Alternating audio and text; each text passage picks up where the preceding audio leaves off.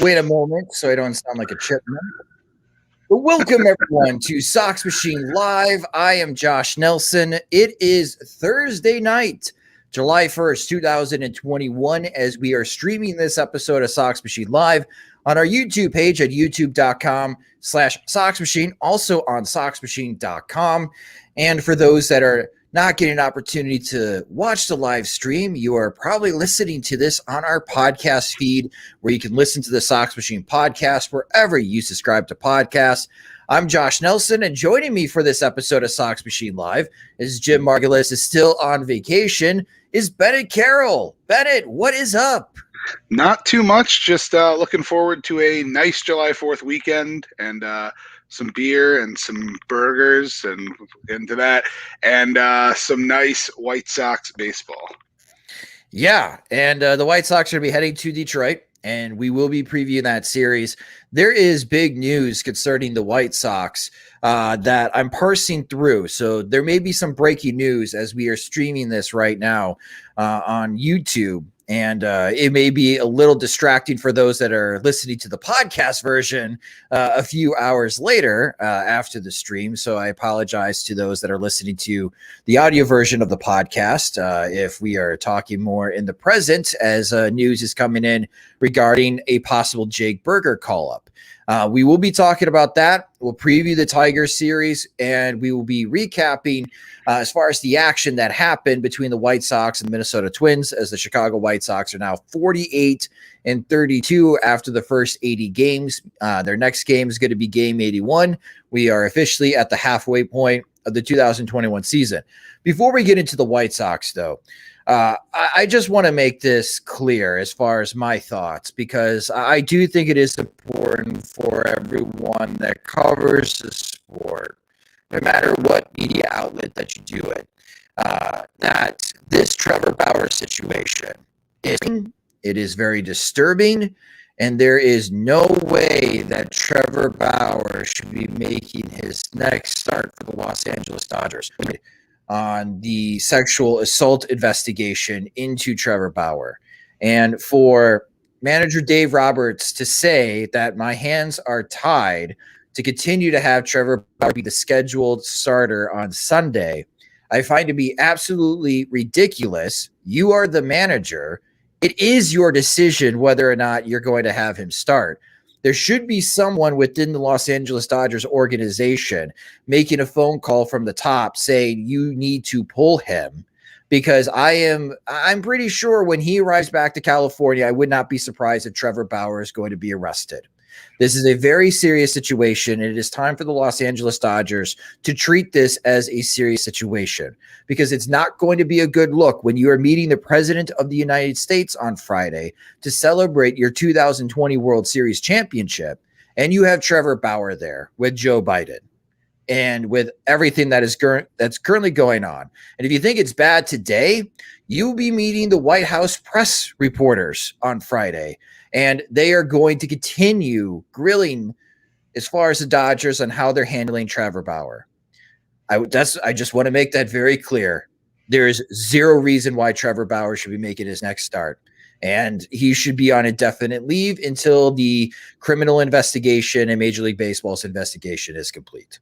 So thank you, Bennett, for letting me vent on that. It is something that really bugs me. It gets under my skin because it's just go ahead and Google. The photos are out there now. The details of the sexual assault are out there. Yeah, trigger warning if you have issues reading graphic descriptions. If you feel comfortable, feel free. But Josh, I'm fully behind you on that. And he shouldn't be in the District of Columbia right now, much less preparing to start. Yeah, he should be with his lawyer, because he's going to need that lawyer.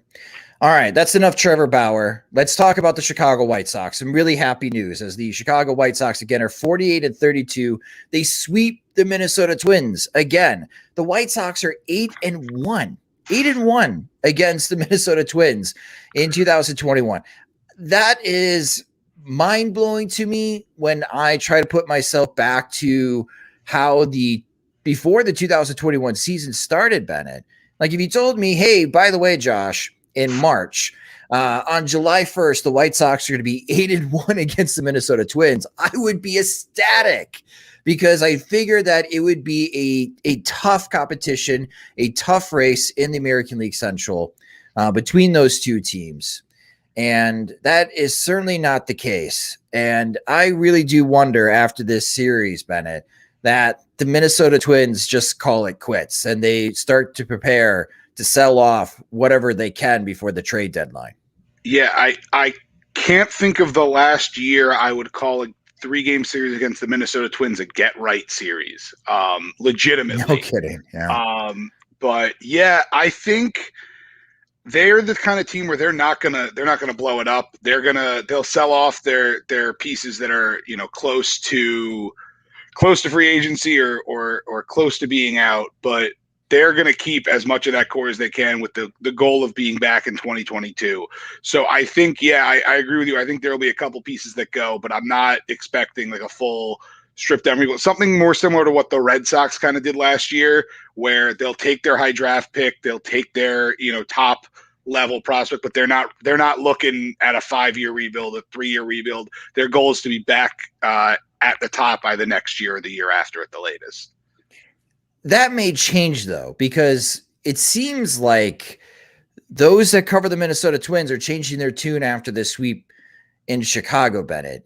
We had Brandon Warren on Monday's podcast to help preview this series with the White Sox and Twins. He's tweeting out that, okay, I'm on board now for the Twins to trade Jose Barrios. Yeah. I think that drum beat is going to get louder. I think for Twins fans at this moment, they look at this roster and say, okay, they're not winning this year. How are they going to win next year? And Nelson Cruz is a free agent after this season. I expect Nelson Cruz to get moved before July 31st. There's really no point in keeping Nelson Cruz around for the Minnesota Twins. Far away. Please. Yeah, that helps the White Sox, right? Go to Oakland or go to Tampa Bay. We'll worry about Nelson Cruz when it comes to the postseason. It is mind-blowing on just how bad the Minnesota Twins are. They had an opportunity and they took advantage of it. In the third game on Thursday, the White Sox are up 3-0, and there is just a meltdown by the White Sox, especially defensively, making really poor defensive plays.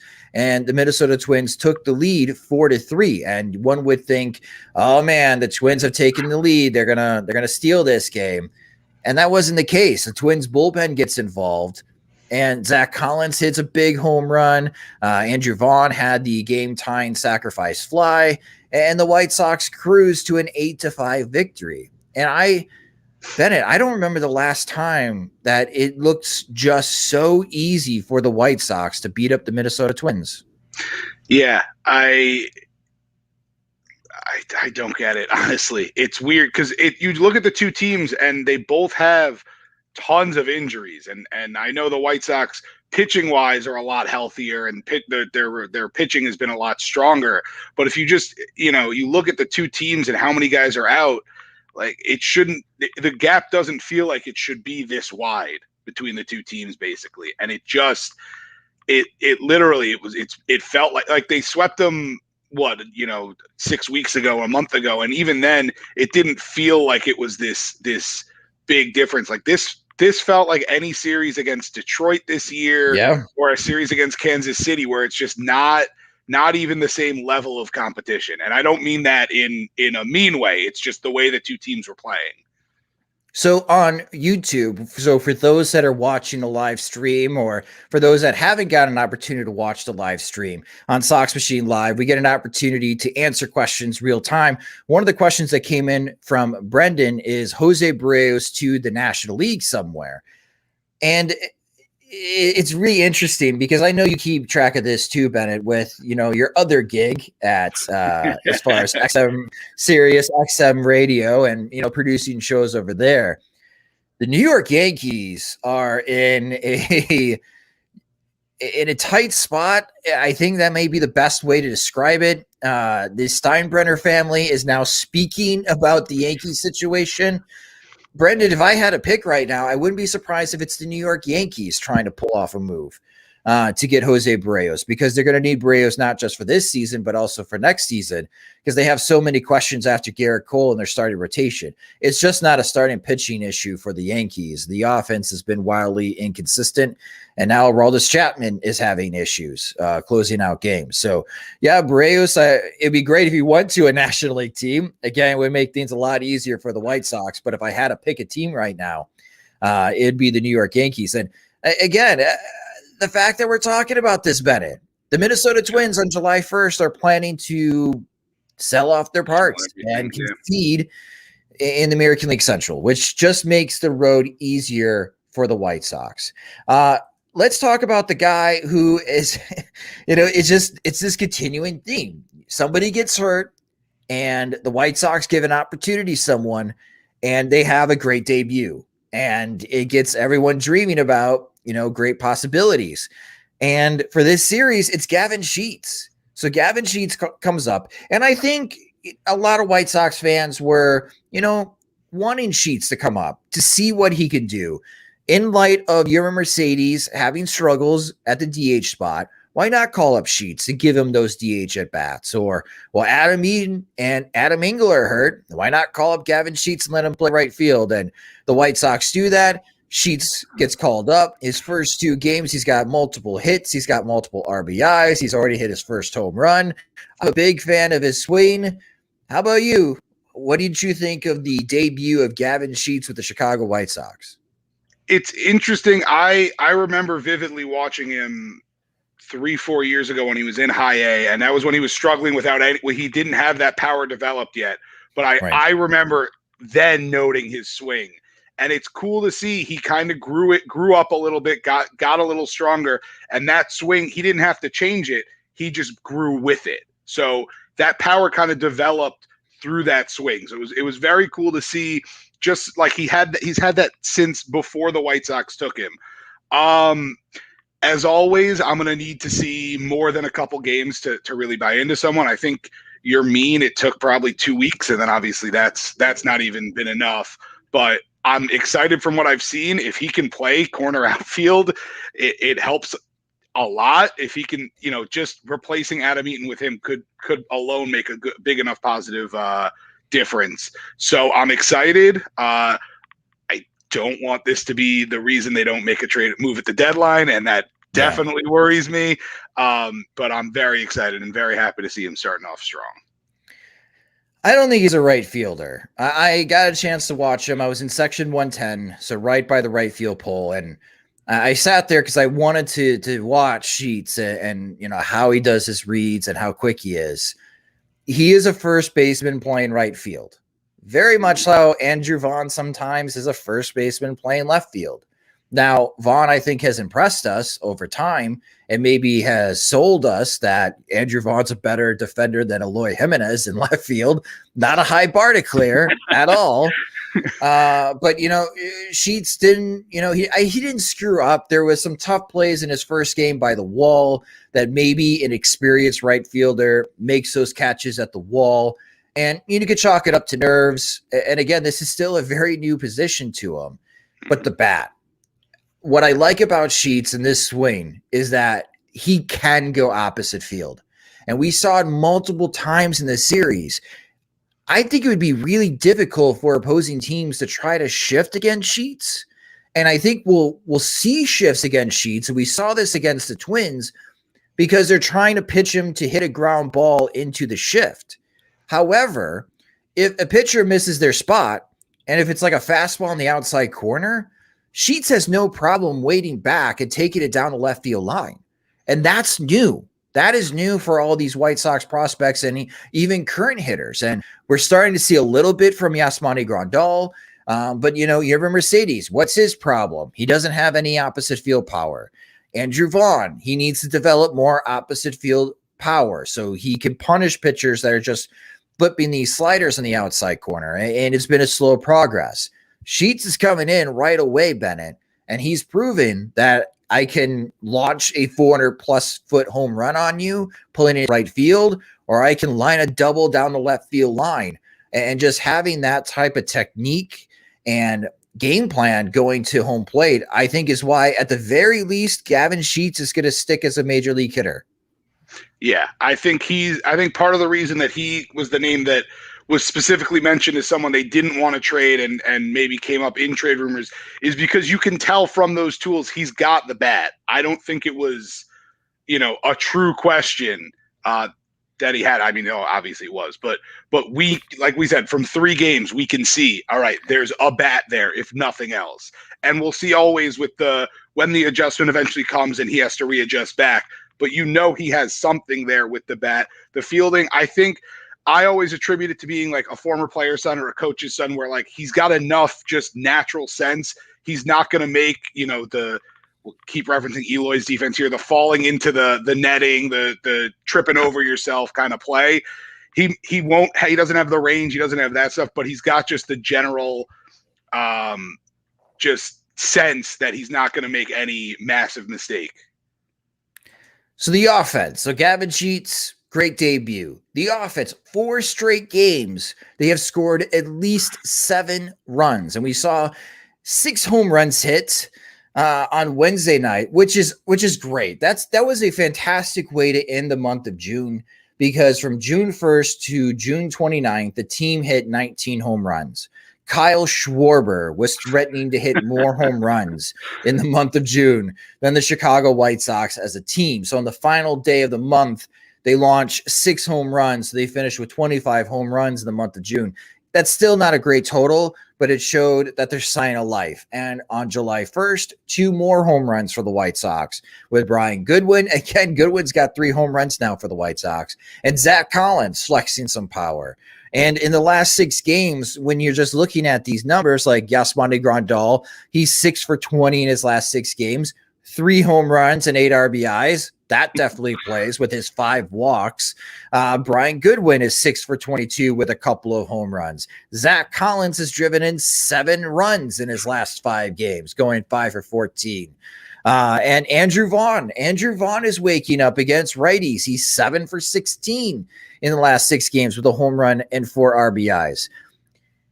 We saw a week and a half in which the White Sox offense struggled greatly, and it hurt them against Houston, and it hurt them against Seattle, and yeah, it also hurt them in Pittsburgh. It did not make their lives easy in Pittsburgh when that should have been an easy series. Are you buying what you are seeing the last 4 games? It's something that the White Sox can carry with them, Bennett, for this upcoming 9-game road trip.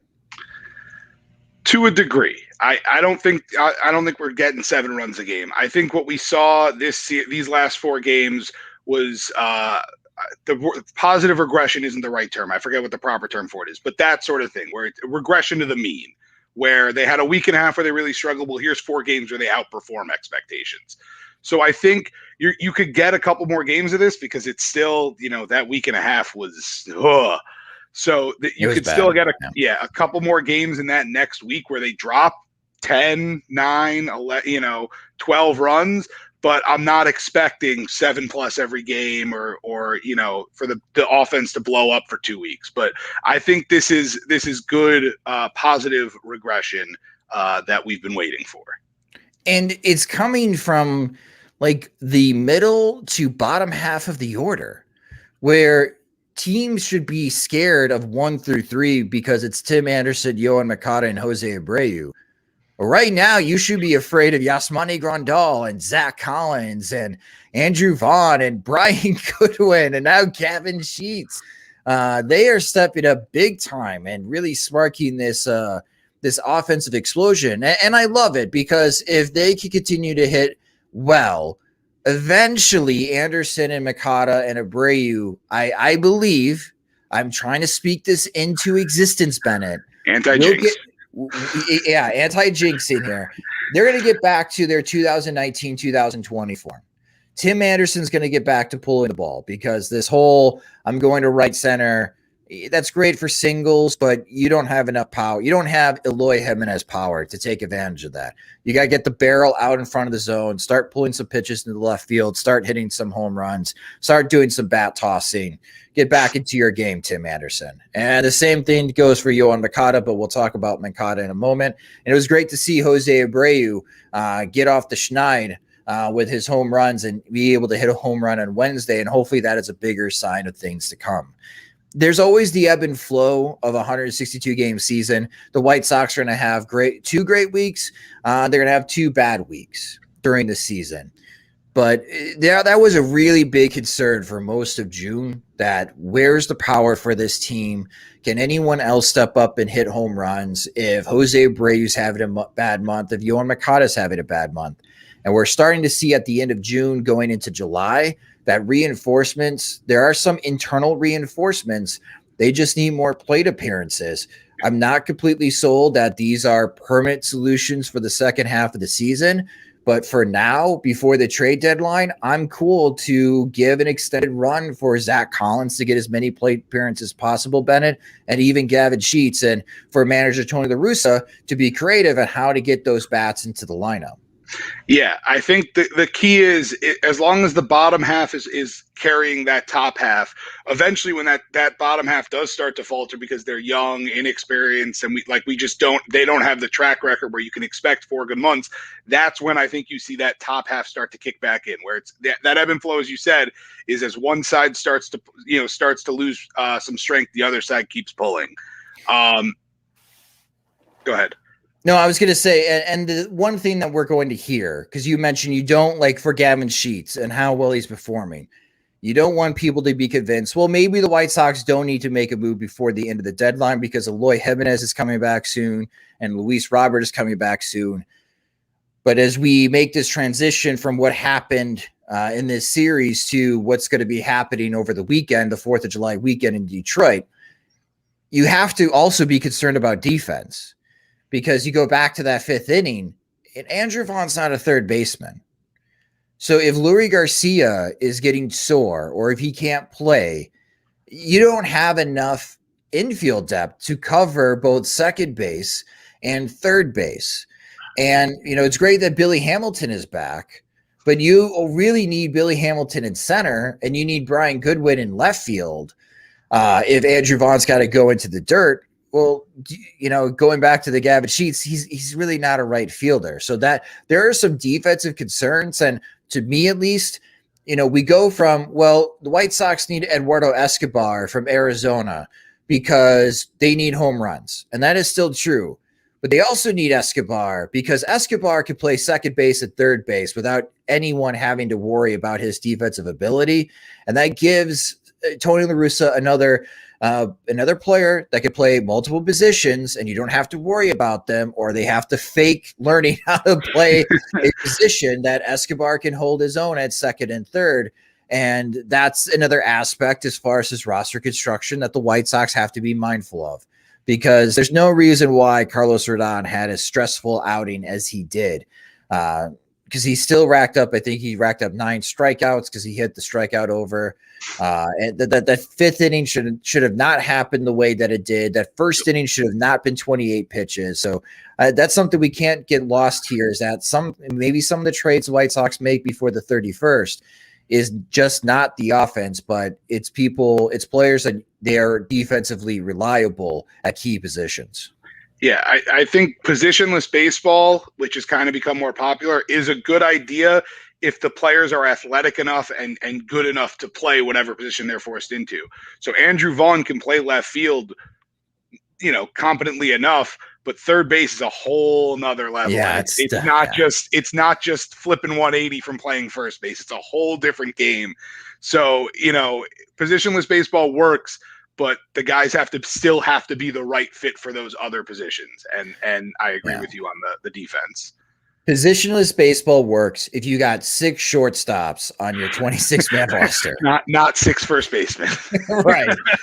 And borrowing a Southern term, bless their heart, they are trying. The White Sox guys are trying, and they're not completely drowning at these defensive positions.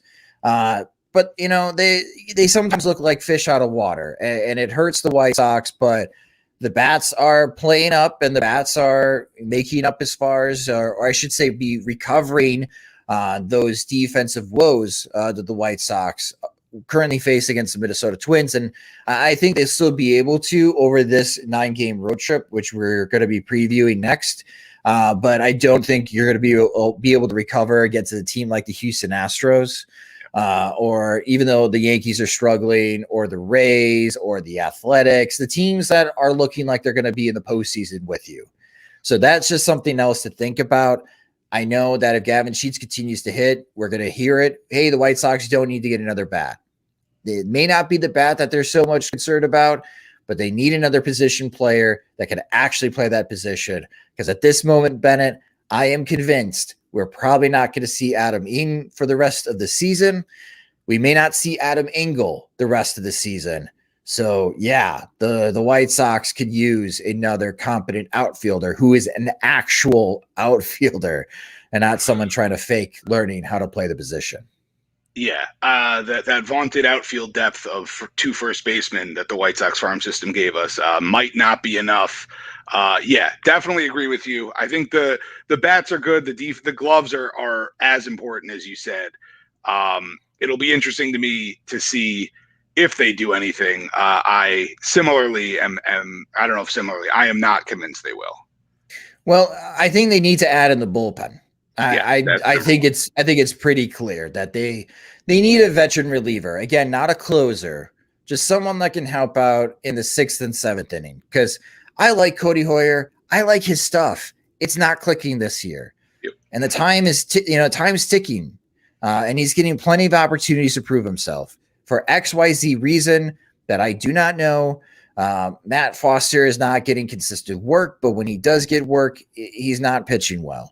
It's great that Michael Kopech is back, but he's going to have to ramp up as far as his production. We're going to probably see an inning, a couple of games off, and then see Kopech again as, again, he gets ramped up. And Garrett Crochet, the White Sox are being careful.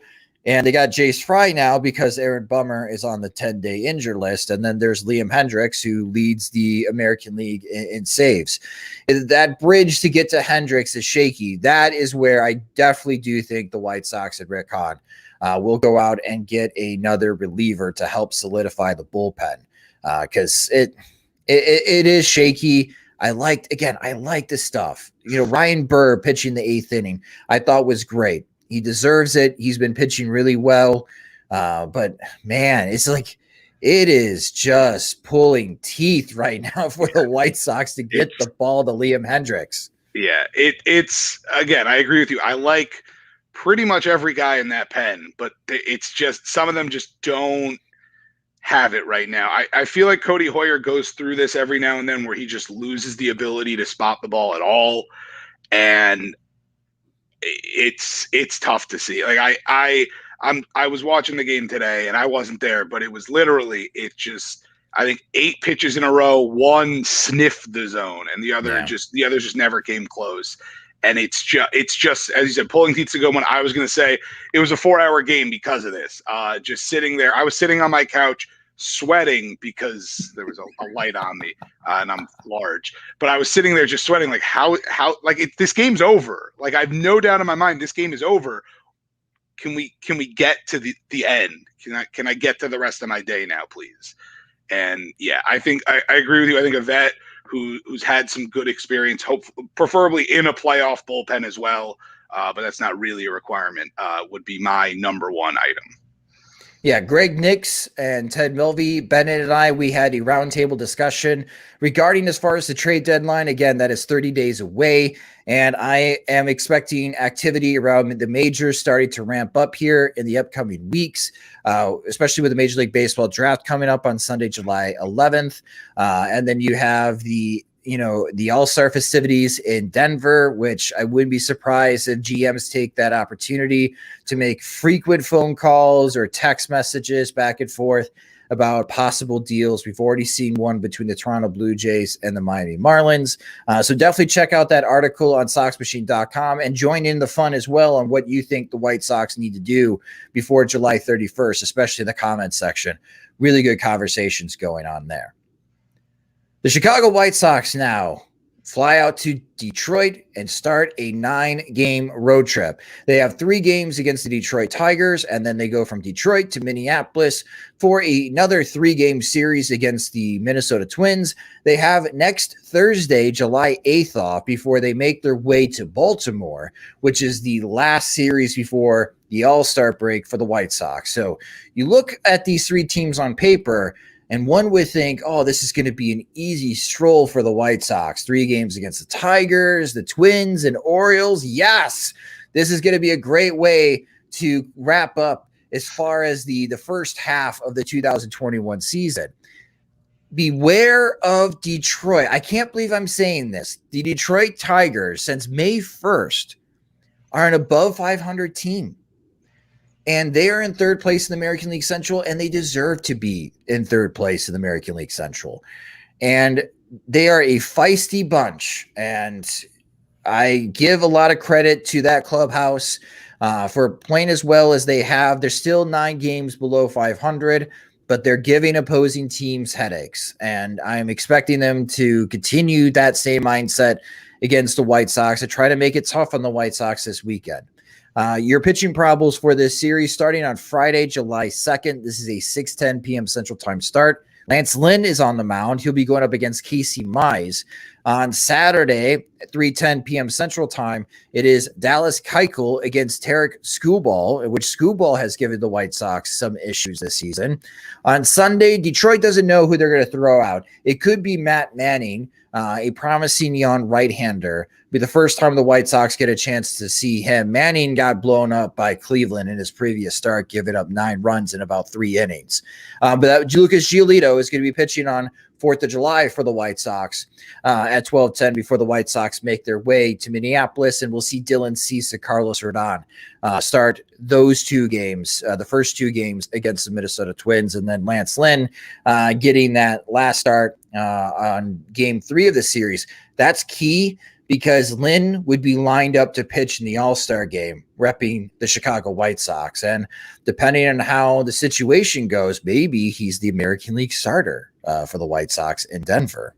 We shall see if Garrett Cole is available or not. All right, the Detroit Tigers, Bennett. I talked them up. And again, they're playing inspiring baseball since May 1st. How do you feel about this series for the White Sox as they head to Detroit? You know that I hate to toot my own horn. I never talk about myself being right. I do have to give myself credit. Before the year, I said if there was a dark horse team to win the division, it was the Detroit Tigers. In the last 2 months, I felt very good with it. Yeah, I almost took them at, I think it was like 49-1. I almost took them just for like some ridiculous. I was like, how can you not throw $2 on that? But yeah, I mean, they're like, don't, as you said, the last 2 months, they're about 500. Don't look at their season-long record, because they got off to how terrible. 8-20. Yeah, like it's the opposite of that 35-5 start they got off to that one year, right? Like it's you can't look at how they started. You got to look at how they've been, and they've got some pieces. They've got some guys. It'll be interesting to see if they decide to start selling, who they're going to sell, who they can sell. I haven't checked recently, so they might not be a team with a lot of pieces to sell. But the way they're rolling, like you could look at, the next couple of years, like start to patch the holes and you're set to go. So this is probably again, it's so weird to say this with the Tigers, with the Twins coming after the series of the 3 I'm most worried about before the All-Star break. That I'll say it this way, which again will make me sound very confident, but I'm not. The one I am most worried that the White Sox will only take 1 of 3 from, and I don't know which one, but that's the one I'm the most concerned the White Sox would lose the series of. Yeah, since the Detroit Tigers started the season 8-20, they are 28-25 over their last 53 games. That is 1/3 of the season that they are playing 3 games above 500. So again, the Tigers are playing some really good ball, and I'm expecting them to make it tough for the White Sox this series. But then again, the White Sox, they got Lynn, they got Keuchel, they got Giolito on the mound. I think those 3 are going to make it really tough on the Tigers hitter. So if the Tigers are going to win this series against the White Sox, they're going to have to do it by winning like 3-2, 4-3 type of games. But if this White Sox offense, the bats continue the way that they did against the Twins, and they bring those same bats into Detroit, I wouldn't be surprised if the White Sox sweep the Tigers. So that's kind of how I feel. This is a series the White Sox could sweep Detroit, or they lose 2 out of 3 like they did against Seattle the previous weekend. All right, so the big news, and I have been checking as far as Twitter while we are streaming and recording this. So Yoan Moncada doesn't know how to slide, and he hurt himself on a slide in Thursday's game, and he's got a really bad road rash, and I'm showing my hand during the YouTube stream. He's got a really bad road rash on his hand, and it is starting to swell. I'm sure he's going to need antibiotics to fight off any infection that's going to be into his right hand. And Tony La Russa has already said that Yoan Moncada is not available for the Detroit series. I don't think they're going to put him on the injured list. So we'll see in how that roster construction goes. But you have multiple sources out of Charlotte noticing that Jake Burger was not part of the Charlotte Knights roster and wasn't even on the field for Thursday night's game. We got folks from Springfield, Missouri, because Jake Burger played at Missouri State, which is based in Springfield, Missouri. Wyatt Wheeler tweeting out that Jake Burger likely to be called by the Chicago White Sox for this weekend series at Detroit. We had a very lengthy White Sox Twitter conversation because John Heyman reported that the Arizona Diamondbacks and the White Sox having completed a deal because the Diamondbacks were asking for Zach Collins and Jake Burger. I went back to my Diamondback sources. I asked them about that, and they have flat out said those are not the type of players the Diamondbacks are looking to add right now. So thanks, John Heyman, because you created this very lengthy Twitter discussion about the value of Jake Burger. And for me, Jake Burger is just like Gavin Sheets. The bat could be legit. I don't know what defensive position they're going to play because I don't think Jake Burger is a very good defensive player. I recently read Fangraph's Eric Longenhagen, his scouting report on Jake Burger, and it's still very much the same on I don't think he's a third baseman. He's going to have to spend a lot more time at second base if he's going to try to convince anyone he's a second baseman, but the bat looks legit. So why not give him a shot in the major leagues to see if he could hit major league pitching? And Bennett, it sounds like we're going to get that opportunity this weekend, that Jake Burger, who ruptured his Achilles tendon twice, the 2017 first-round pick, is going to reach the major leagues for the first time in his career, and he'll be in this series in Detroit. He was playing collegiate summer league last year. Like, can we talk about this? Like, it's unbelievable. It's legitimately, I think I said this on one of the Twitter spaces, and James Fox said it back to me today. If you tried to sell this to Hollywood, they wouldn't believe you. True. Like straight up, that doesn't make sense. It's crazy. He, going from low A, 2 full years off, as we said, summer league, stepping into AAA, that was, for me, I was looking at that as this is a, do this or you're done kind of situation. Like we're throwing you into the fire, if you can't hit, like we're assuming you got nothing left. And he stepped right in. He immediately started hitting. He struggled for about a week after that, and then right back up. He's been on fire lately. It's so amazing.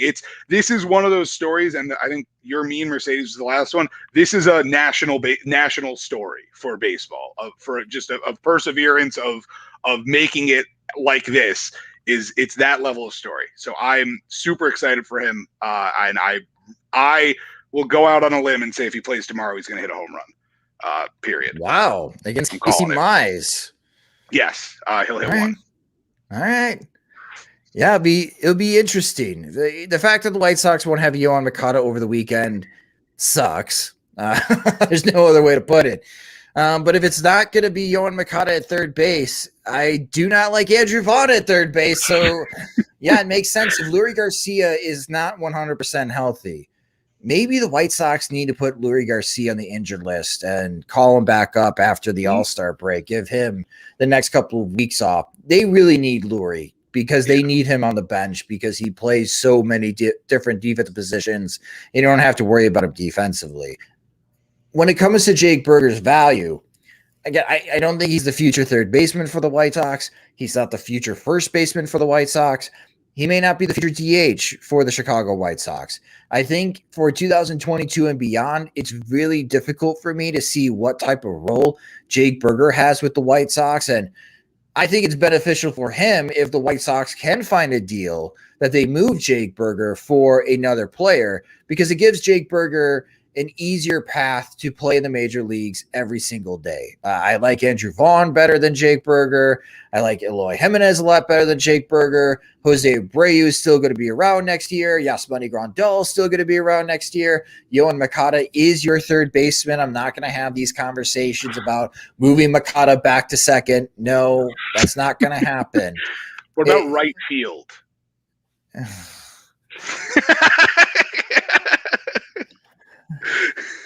For those that are listening, I just rolled my eyes out of my head so hard that my head spun around on my body. The mic might have picked it up. It was pretty loud. I guess why not? I mean, they're throwing anyone else out there in right field. No, this is a great opportunity, and I think this is a great time to do this. What better way to fully understand what you got than to have Gavin Sheets and Jake Burger play right now?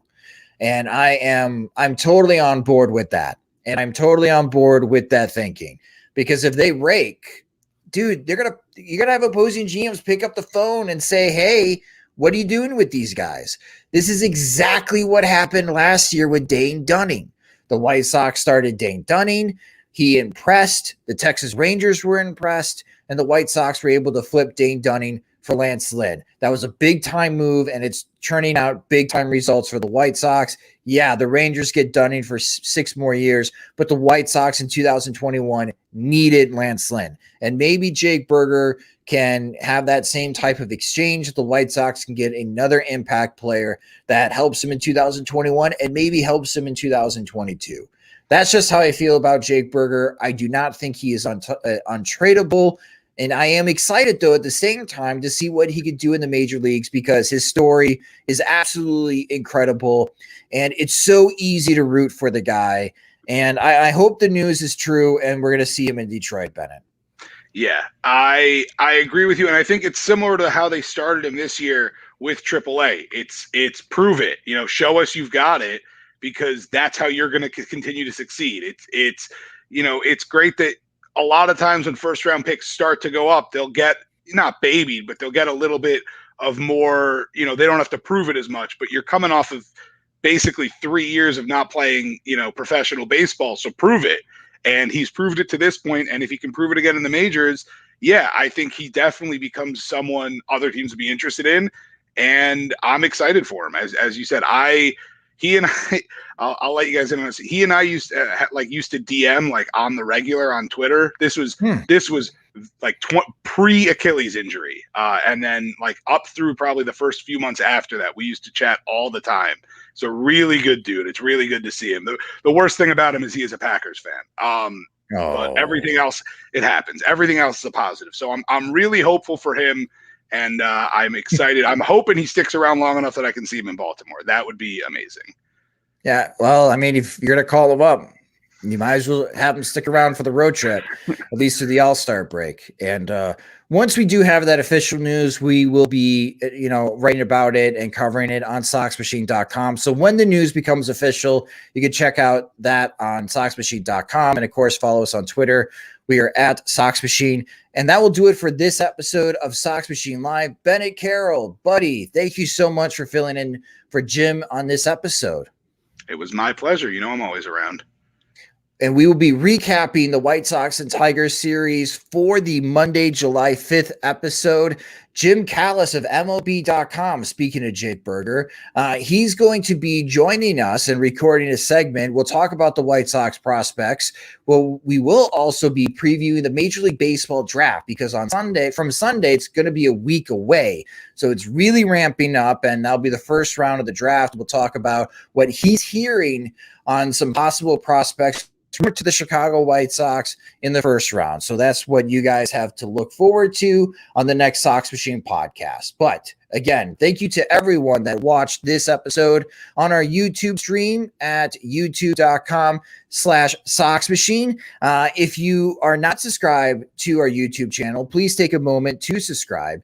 Again, you can follow us on Twitter. We are at Sox Machine. All the Sox Machine lives that we stream live, if put it into our podcast feed. So if you don't get an opportunity to watch the live stream, no worries. You can listen to the show wherever you listen to podcasts. If you enjoy our work and want more, you can help support us at patreon.com/Sox Machine, where we have several different tiers of support, starting at $2, $3, $5, and $10 a month, where you get exclusive content, ad-free versions of the podcast and website, and first shot at any of our new swag items. And we do have new swag items coming as soon as Jim gets back home from vacation. I will force him to announce that as soon as he does come back home from vacation. Sox Machine Live is a production of SoxMachine.com, your home for baseball. Alongside Bennett Carroll, I'm Josh Nelson. Thanks for watching and listening.